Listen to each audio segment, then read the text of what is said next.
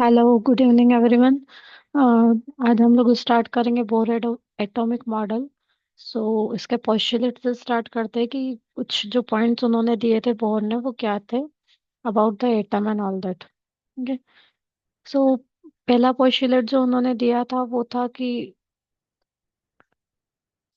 Atom has a centre called a nucleus. Atom के centre को इन्होंने न्यूक्लियस मेंशन कर दिया था, जो अभी तक क्लियरली मेंशन नहीं किया गया था। प्रीवियस वीडियो में हमने इससे रिलेटेड कुछ चीजें देखी थी। Electron revolve only in fixed circular orbit with a fixed energy and a fixed velocity। इस मॉडल में उन्होंने ये क्लियर कर दिया था कि इलेक्ट्रॉन जो है हमारा वो रिवॉल्व कर रहा है एक फिक्स सर्कुलर ऑर्बिट में with a fix energy. Means उसकी एनर्जी भी फिक्स है, उसका ऑर्बिट भी फिक्स है और उसकी वेलोसिटी भी फिक्स है। थर्ड, यहाँ पे क्वांटाइजेशन कंडीशन का कॉन्सेप्ट आया था। क्वांटाइजेशन कंडीशन में क्या होता है? Electron revolve always in those circular orbit for which the angular momentum L is integral multiple of h upon 2 pi।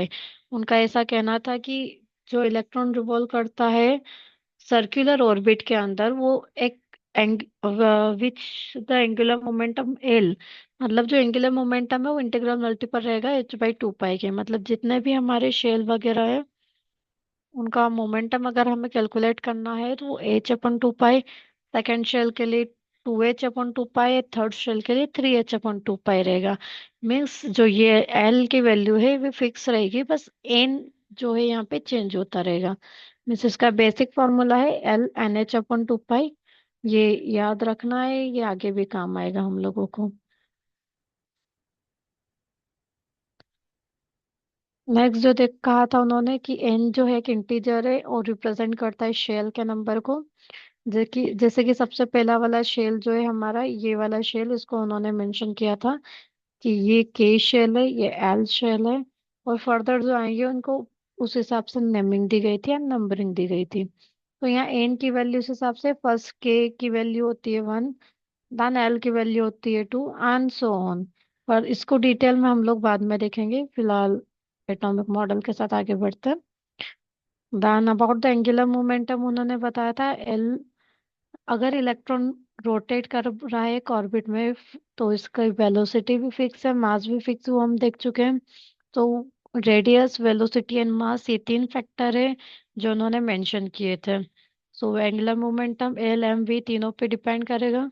यहाँ पे वी की साइन थीटा की वैल्यू 190 डिग्री पे है, इसलिए साइन थीटा जो हो जाएगा वो 1 हो जाएगा। एंड फाइनली एल जो है हमारा एम वी आर के इक्वल हो जाएगा। नेक्स्ट मूव करते हैं हम लोग। जो हमने फर्स्ट इक्वेशन में देखा था L equals to NH/2 pi, angular momentum का ऑर्बिट के लिए जो उन्होंने बताया था और जो भी हमने अभी यहाँ से कैलकुलेट किया, दोनों को अगर हम इक्वेट करते हैं फर्स्ट और सेकंड इक्वेशन से तो कुछ इस तरीके का फॉर्मूला हमारे पास आता है जो फर्दर हमें कई जगह पे कैलकुलेशन करने में भी काम आता है। फर्स्ट थर्ड पोस्टुलेट जो उन्होंने बताया था और डिस्कस किया था वो ये था कि while revolving the electrostatic force between the electron and nucleus provide the centripetal force। Electrostatic force के साथ उन्होंने सेंट्रिपिटल फोर्स को भी डिस्कस किया था। इनका ऐसा कहना था जो इलेक्ट्रॉन रिवॉल्व कर रहा है वो एक सेंट्रिपिटल फोर्स भी लगाता है towards the nucleus. Moving forward, इसको हम डिटेल में देखते हैं। यहीं से एक इम्पोर्टेंट फॉर्मूला भी डिराइव हुआ था जहाँ पे Q1 Q2 की डिस्टेंस R मानते हुए उन्होंने एक फोर्स का फॉर्मूला डिराइव किया था, जहाँ पे 1/4 पाई E0 Q1 Q2 upon R2। Q जो है वो यहाँ पे चार्ज है, R जो है हमारी रेडियस है, और ये वाला पोर्शन जो है हमारा ये this is a constant. Okay. So this is a force between the two charge, दो चार्ज के बीच में कितना फोर्स लग रहा है।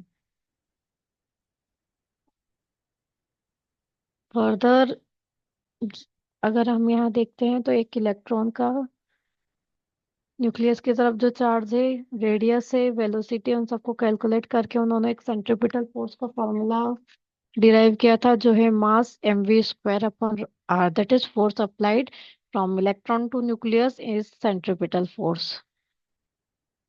Further from Fe and Fc electrostatic और सेंट्रिपिटल फोर्स से जो हमारे पास एक इम्पोर्टेंट फार्मूला डिराइव होता है that is 1/4 pi E naught, जो कि हमारा कांस्टेंट है। E Z T for the more than one a we are representing overall Z T upon R square equals to M V square upon are.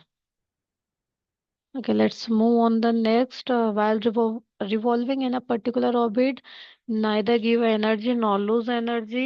मतलब electron अगर orbit में rotate कर रहा है, घूम रहा है, तो ना तो वो एनर्जी को लूज करेगा, ना ही एनर्जी को गेन करेगा। वो एक फिक्स ऑर्बिट में घूमता रहेगा। यहाँ पे शेल जो है एक स्टेशनरी एंड एनर्जी लेवल है। So this is a short video. इसमें पोस्टुलेट हमने रिवाइज करने के हिसाब से थोड़ा स्पीड में देखा है। अगर आपको डिटेल में चाहिए और भी डिटेल में पढ़ना हो तो मेंशन करें। इसके आगे की डिटेल वगैरह कैलकुलेशन, आरवी की वैल्यू कैलकुलेशन हम लोग नेक्स्ट वीडियो में करेंगे। Thank you.